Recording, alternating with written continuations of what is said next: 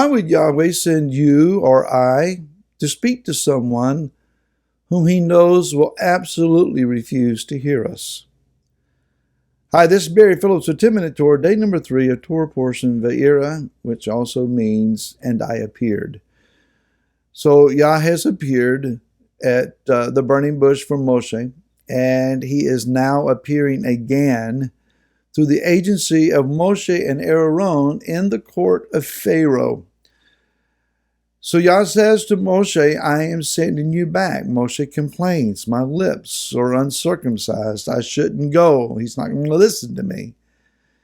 And Yah basically says in the first four verses of chapter number 7, Shemot or Exodus, chapter number 7, he said, I'm going to send you in there and I'm going to cause you to appear to him to be an Elohim, the word is used, which means mighty one.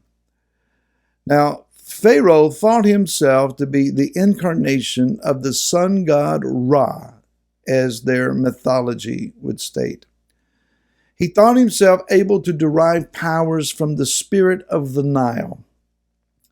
He saw himself then as more than a mere human being. He saw himself as the supreme magician of his court, a supreme power, having divine-like status. In walks Moshe and Aaron to again demand in behalf of Yud-Heh-Vav-Heh, the Elohim of Am Israel, that he let his people go.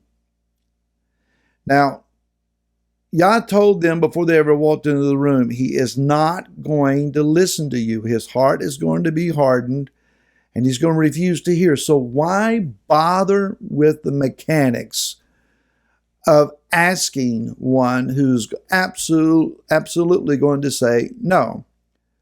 Yah is beginning the contest.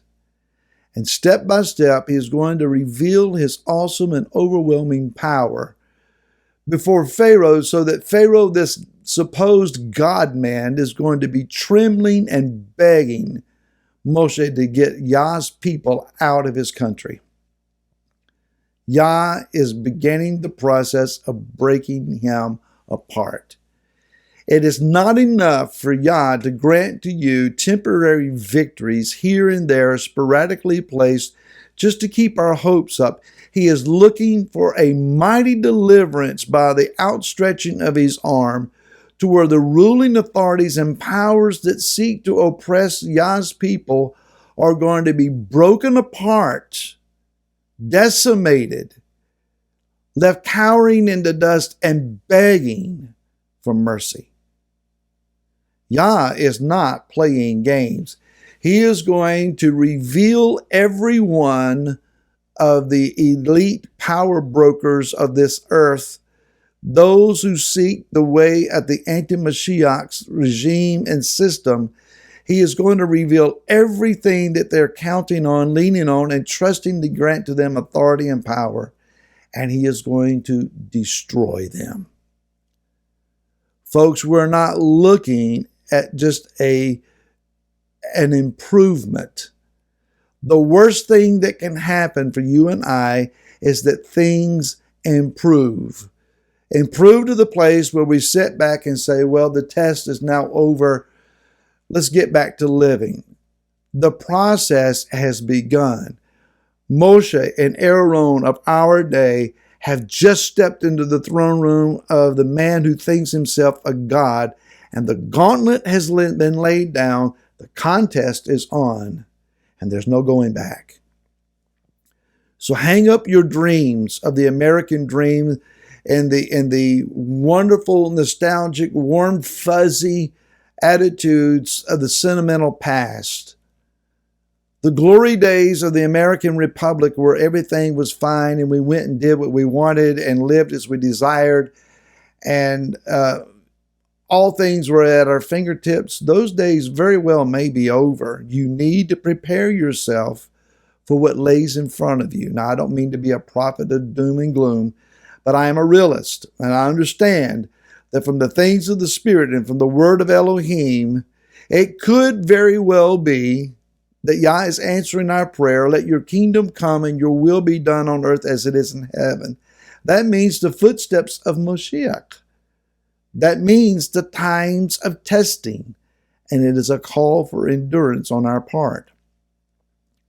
Now Aaron is told by Yah, throw the rod down, and it shall become latanin. What is latanin? If you go back to chapter 4, I believe, when Moshe is told, throw your rod down, it became a nachash, a serpent, a snake.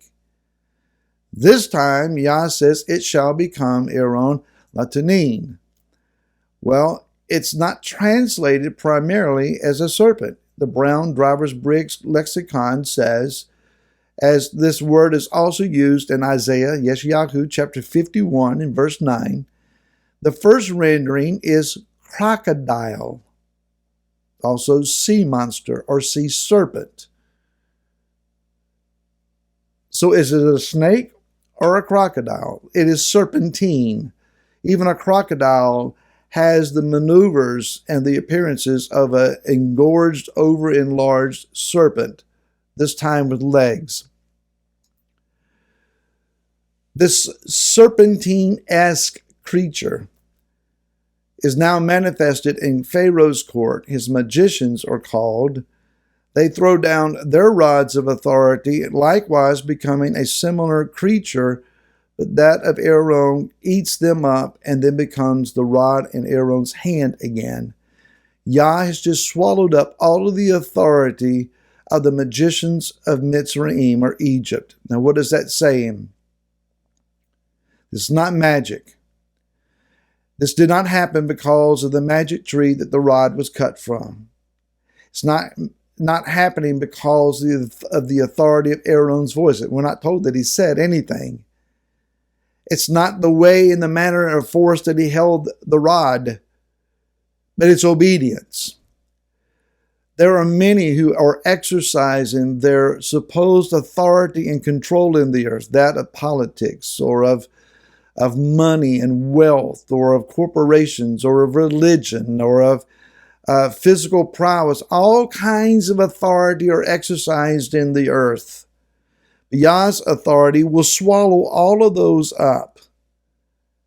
Again, not because of how loud we speak or how demonstrative we are, but rather because of our simple, humble obedience to Yah and to His word. Pharaoh's not impressed. The next test is that of blood. Pharaoh had commanded that the Hebrew males born would be thrown to the Nile, where the crocodiles would have consumed them and their blood would have flown in those rivers. It is understood that Pharaoh would have bathed in those bloody waters, perhaps re-energizing his humanity to become more divine-like, changing his status from human to divine. Yah commands that this water now be turned to blood by His authority. What's interesting here is blood in Hebrew is dam, D-A-M, adalet, a mem. It has a value of 44. The goleh, exile. Hagulah, the redemption. Both of those words in Hebrew also equal 44. In other words, could it be that blood affects the exiles and brings them into the redemption?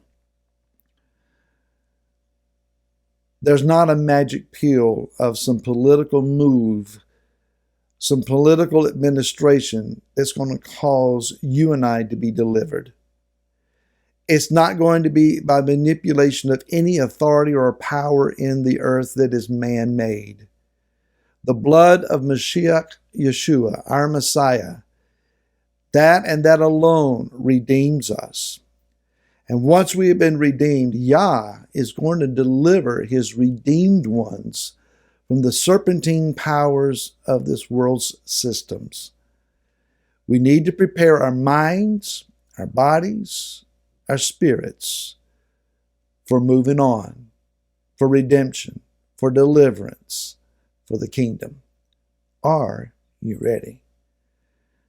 Or is Yah speaking to someone who is not willing to hear? We'll see you again tomorrow, and until then, shalom.